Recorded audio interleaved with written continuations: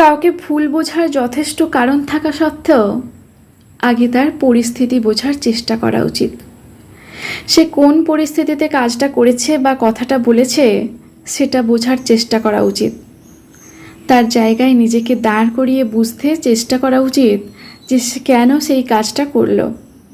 ইচ্ছে করেই করেছে নাকি পরিস্থিতির চাপে বাধ্য হয়ে করেছে। তারপরেই ঠিক বা ভুল বিচার করা উচিত। আসলে কাউকে ভুল বোঝা খুব সহজ। কারণ না থাকলেও মানুষ একে অপরকে ভুল বুঝতে সিদ্ধহস্ত।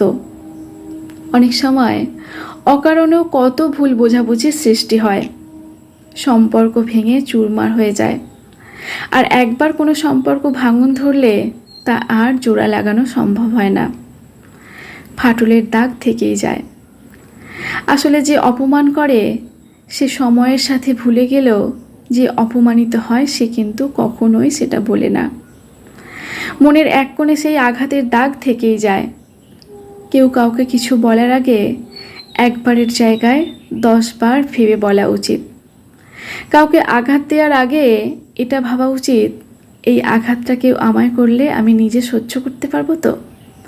আবার কখনো কখনো এমনও অনেক কাজ করি যেটা করার পর নিজেই অনুতপ্ত হই, ভেতর ভেতর কষ্ট পাই এটা ভেবে যে কেন বললাম, কেন করলাম। তারপর হয়তো সরি বলেও আগের অবস্থায় ফেরা সম্ভব হয় না। কথা একবার মুখ থেকে বেরোলে সেটা আর ফিরিয়ে নেওয়া যায় না।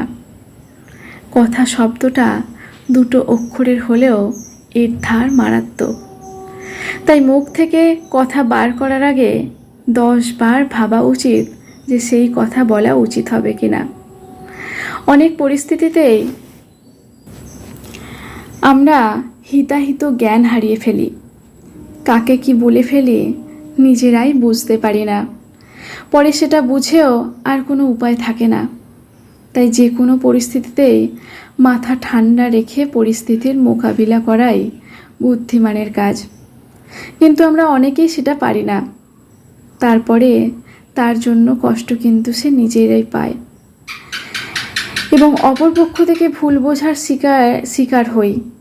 হয়তো সেটা আমাদের প্রাপ্য নয়, সেটাই ভোগ করতে হয় শুধুমাত্র এই একটা ভুলের জন্য।